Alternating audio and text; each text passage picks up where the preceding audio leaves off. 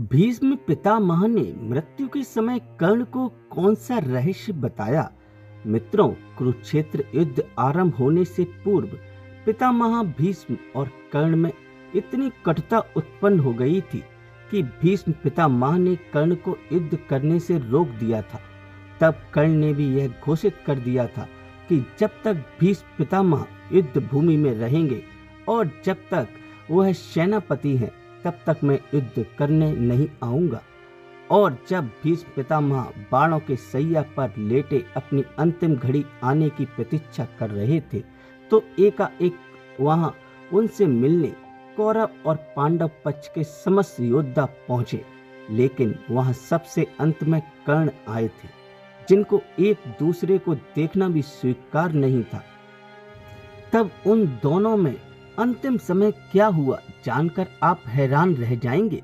महाभारत के अनुसार जब कर्ण को पता चला कि भीष्म पितामह को रथ से गिराया गया है, तब सूर्यपुत्र कर्ण के मन में कुछ भय समा गया।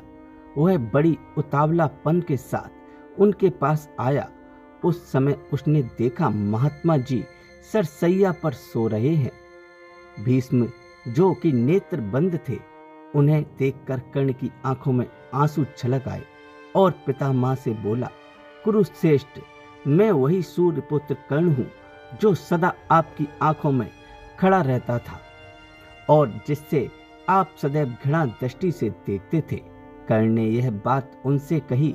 उसकी बात सुनकर भीष्म ने धीरे से आंखें खोलकर देखा और उस स्थान को एकांत देखकर पहरेदार को दूर हटाकर एक हाथ से कर्ण का प्रेम पूर्वक आलिंगन किया। उसके बाद उन्होंने इस प्रकार कहा, आओ कर्ण, तुम सदा मुझसे डांट खाते रहे, सदा मेरे साथ स्पर्धा करते रहे। आज यदि तुम मेरे पास नहीं आते तो निश्चय ही तुम्हारा कल्याण नहीं होता। वत्स, तुम राधा के नहीं कुंती के पुत्र हो। तुम्हारे पिता अधिरथ नहीं है, तुम सूर्य के पुत्र हो। मैंने नारद जी से तुम्हारा परिचय प्राप्त किया था। तातश्री कृष्ण व वेद व्यास से भी तुम्हारे जन्म का वृतांत ज्ञात हुआ था और जो कुछ ज्ञात हुआ वह सत्य है, इसमें संदेह नहीं है। यह मैं तुम्हें सत्य कहता हूँ।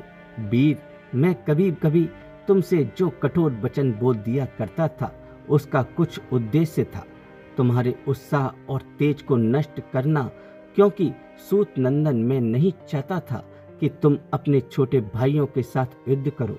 तुम राजा दुर्योधन के उकसाने के कारण ही समस्त पांडव पर बहुत बार आक्षेप किया करते थे। इसलिए नीच पुरुषों के आश्रय से तुम्हारी बुद्धि इस प्रकार ईर्ष्यावश गुण पांडवों से द्वेष रखने वाली हो गई है और इसी के कारण कौरव सभा में मैंने तुम्हें अनेक बार कटु वचन सुनाए हैं। मैं जानता हूँ तुम्हारा पराक्रम समर भूमि में शत्रुओं के लिए दुस्साह है। तुम ब्राह्मण, भक्त, सूरवीर तथा दान में उत्तम निष्ठा रखने वाले हो। वीर मनुष्य में तुम्हारे समान कोई नहीं है। मैं सदा अपने कुल में फूट पड़ने के डर से तुम्हें कटु वचन सुनाता रहा। बाण चलाने, दिव्य अस्त्रों का संघान करने, फुर्ती दिखाने तथा हस्त बल में तुम अर्जुन तथा महात्मा श्री कृष्ण के समान हो। तुमने कुरु राज्य दुर्योधन के लिए कन्या लाने के निमित्त अकेले काशीपुर में जाकर केवल धनुष की सहायता से वहां आए हुए समस्त राजाओं को युद्ध में परास्त कर दिया था। युद्ध की अभिलाषा रखने वाले वीर यद्यपि राजा जरा संग दर्जे एवं बलवान था, तथापि वह रणभूमि में तुम्हारी समानता न कर सका। तुम धैर्य पूर्वक युद्ध करने वाले तथा तेज और बल से संपन्न हो। संग्राम भूमि में देव कुमारों के समान जान पड़ते हो और प्रत्येक युद्ध में मनुष्यों से अधिक पराक्रमी हो। मैंने पहले जो तुम्हारे प्रति क्रोध किया था वह अब दूर हो गया है, क्योंकि प्रारब्ध के विधान को कोई पुरुषार्थ द्वारा नहीं टाल सकता। पुत्र कर्ण, मेरी मृत्यु के द्वारा ही वैर की आग बुझ जाए और भूमंडल के समस्त नरेश अब दुख शोक से रहित एवं भय हो जाएं। तब कर्ण ने कहा, महाभाऊ पितामह, आप जो कुछ कह रहे हैं उसे मैं भी जानता हूँ। यह सब ठीक है, इसमें संशय नहीं है। वास्तव में मैं कुंती का पुत्र हूँ, सूत पुत्र नहीं हूँ। जब आपको पता था तो आपने मुझसे इतना बड़ा सत्य क्यों छिपाया? बार बार मुझे सूत पुत्र कहकर अपमानित किया और माता कुंती ने अपने पुत्रों की रक्षा के लिए आज मेरे सामने यह राज उजागर किया। महाबाहु पितामह, आप जो कुछ कह रहे हैं उसे मैं भी जानता हूँ। यह सब ठीक है, इसमें संशय नहीं है। वास्तव में मैं कुंती का ही पुत्र हूँ, सूत्र पुत्र नहीं हूँ। जब आपको पता था तो आपने मुझसे इतना बड़ा सत्य क्यों छुपाया? बार बार मुझे सूत्र पुत्र कहकर अपमानित किया। माता कुंती ने अपने पुत्रों की रक्षा के लिए आज मेरे सामने यह राज उजागर किया। इसमें संशय नहीं है। वास्तव में मैं कुंती का पुत्र हूँ, सूत पुत्र नहीं हूँ। जब आपको पता था मुझसे इतना बड़ा सत्य क्यों छुपाया? बार बार मुझे सूत पुत्र कहकर अपमानित किया गया। माता कुंती ने अपने पुत्रों की रक्षा के लिए आज मेरे सामने यह राज उजागर किया। आखिर क्यों मेरे साथ ऐसा हुआ? मैं कुंती पुत्र होते हुए भी सूत पुत्र कहलाया। तब पितामह बोले, क्योंकि पुत्र तुम्हारा जन्म कन्या अवस्था में ही हो गया था। कन्या अवस्था में ही कुंती के गर्भ से उत्पन्न होने के कारण धर्मलोक से हुआ है। तब कर्ण बोला, इसमें मेरा क्या दोष है? माता कुंती ने तो मुझे पानी में बहा दिया था और सूत ने मुझे पाल पोस कर बड़ा किया। पूर्व काल से ही मैं दुर्योधन के साथ स्नेह करता आया हूँ और प्रसन्नता पूर्वक रह रहा हूँ। दुर्योधन से मैं यह प्रतिज्ञा कर ली है कि तुम्हारा जो कुछ दुष्कर कार्य होगा वह सब मैं पूरा करूँगा। दुर्योधन का ऐश्वर्य भोग कर मैं उसे निष्फल नहीं कर सकता। जैसे वासुदेव नंदन श्री कृष्ण पांडव पुत्र अर्जुन की सहायता के लिए दृढ़ प्रतिज्ञा है, उसी प्रकार मेरे धन शरीर स्त्री पुरुष तथा यह सब कुछ दुर्योधन के लिए निछावर है। यज्ञों में प्रचुर दक्षिणा देने वाले गुरु नंदन पितामह, मैंने दुर्योधन का आश्रय लेकर पांडवों का क्रोध सदा इसलिए बढ़ाया है। यह क्षत्रिय जाति रोगों का शिकार होकर न मेरे बल की युद्ध में वीर गति प्राप्त करे। यह युद्ध असंभव है, इसे कोई टाल नहीं सकता। भला देव को पुरुषार्थ के द्वारा कौन मिटा सकता है? पितामह, आपने तो ऐसे निमित्त लक्षण देखे थे जो भूमंडल के विनाश की सूचना देने वाले थे। आपने कौरव सभा में उनका वर्णन भी किया था। पांडवों तथा भगवान वासुदेव को मैं सब प्रकार से जानता हूँ।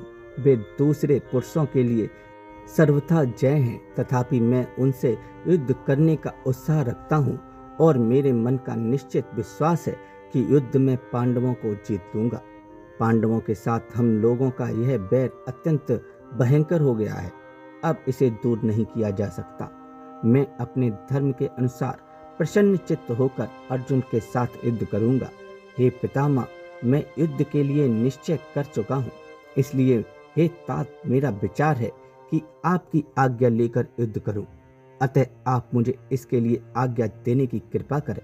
मैंने क्रोध के आवेश में आकर यहाँ जो कुछ भी आपके प्रति कटु वचन कहे हों या आपके प्रतिकूल आचरण किया हो, वह सब आप कृपा पूर्वक कर दें।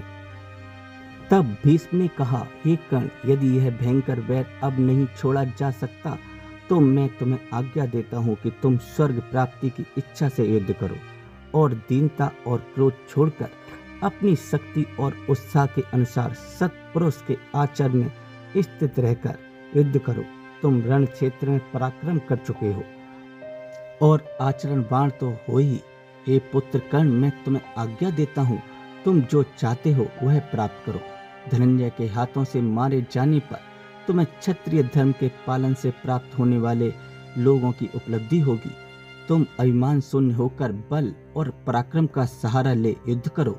क्षत्रिय के लिए धर्मानुसार साधन नहीं है, इसलिए हे कर्ण, मैं तुम्हें सत्य कहता हूँ, मैंने कौरवों और पांडवों में शांति स्थापित करने के लिए दीर्घ काल महान प्रयत्न किए, किंतु मैं उसमें कृत कार्य न हो सका। गंगानंदन भीष्म के ऐसा कहने पर राधा नंदन कर्ण उन्हें प्रणाम करके उनकी आज्ञा लेकर रथ पर बैठकर अपने शिविर में चला गया। तो मित्रों, हम उम्मीद करते हैं कि आपको यह स्टोरी पसंद आई होगी। तो मिलते हैं अगली वीडियो में एक नए विचार और एक नई स्टोरी के साथ। तब तक के लिए धन्यवाद।